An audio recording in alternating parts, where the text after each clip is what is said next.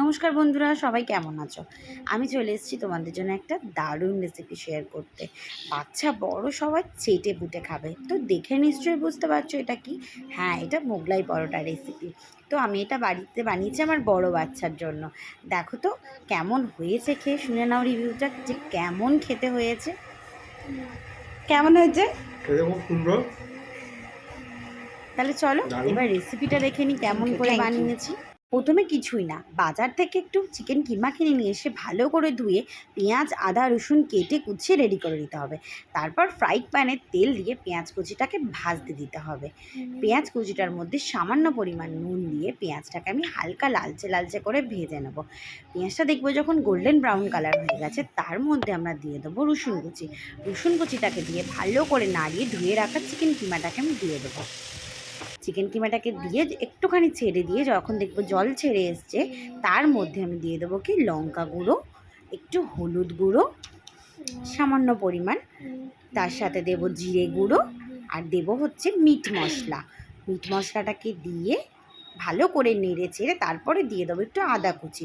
আদা কুচিটাকে দিয়ে ভালো করে মিশিয়ে নিয়ে দেবো আমি কিষানের টমেটো সস, দিয়ে একটু দেবো ভিনিগার, দিয়ে ভালো করে নেড়ে চেড়ে একদম সুন্দর করে কষিয়ে একটু সামান্য জল দিয়ে আমি চিকেনের কিমাটাকে ঢাকা দিয়ে রেখে দেবো, যাতে চিকেনটা একটু ভালো মতো নরম এবং সেদ্ধ হয়ে যায়। কারণ মনে রাখতে হবে এটা বাচ্চাদের জন্য আমরা বানাচ্ছি। দিয়ে দেখো, দেখতে পাচ্ছ আমার চিকেনের পুরটা রেডি হয়ে গেছে। এটা তো রেডি হয়ে গেল। এবার আমরা কি করব, আটার মধ্যে জল দিয়ে ময়াম দিয়ে নুন দিয়ে ভালো করে আটাটাকে মেখে একটা ডো বানিয়ে নেবো।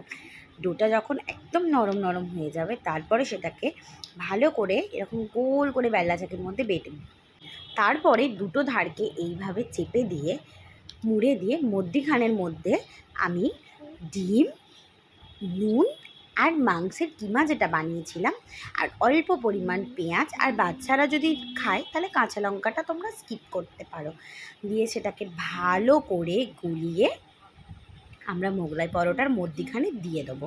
দেখতে পাচ্ছ ডিম চিকেনের পুরটা। এবার ভালো করে ডিম দিয়ে আমি অল্প সামান্য নুন দেবে, দিয়ে ফেটিয়ে নিয়ে আমি কি করব, মোগলাইয়ের মধ্যিখানটাকে দিয়ে দেবো। দিয়ে দুধারে একটু জল লাগিয়ে নেবো, ওটা অপশনাল, কেউ চাইলে লাগাতেও পারো আবার নাও পারো। দিয়ে এরকম ভালো করে আমি মুখটাকে মুড়ে নেবো। যেগুলো অবশিষ্ট বেরিয়ে যাবে তার জন্য একটু বড় করে করে নেবে, যাতে না সাইড দিয়ে বেরিয়ে যায়। এবার প্রথমে আমি কড়াই তাওয়া গরম করতে দেবো। তাওয়াটা যখন দেখবো ভালো করে গরম হয়ে গেছে, আমি তার ওপরে শুধু মোগলাই পরোটাটাকে দিয়ে ভালো করে সেঁকে নেব। দুপিঠ ভালো করে আমাকে আগে শিখতে হবে, ভালো করে দুপিঠ আমার এপিঠ ওপিঠ ভালো করে শিখে নিতে হবে। দেখো আমার প্যানের জায়গা ছিল বলে আমি আর একটা দিয়ে দিয়েছিলাম।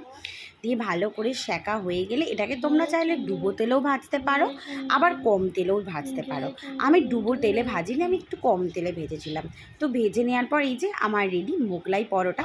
তোমরা কিন্তু অবশ্যই চ্যানেলটাকে সাবস্ক্রাইব করতে ভুলো না, লাইক কমেন্ট অবশ্যই করে দিও। আর আমাকে কিন্তু কমেন্ট বক্সে জানিও যে কে কে বাড়িতে রেসিপিটা ট্রাই করেছিলে, ট্রাই করে দেখবে খুব সুন্দর।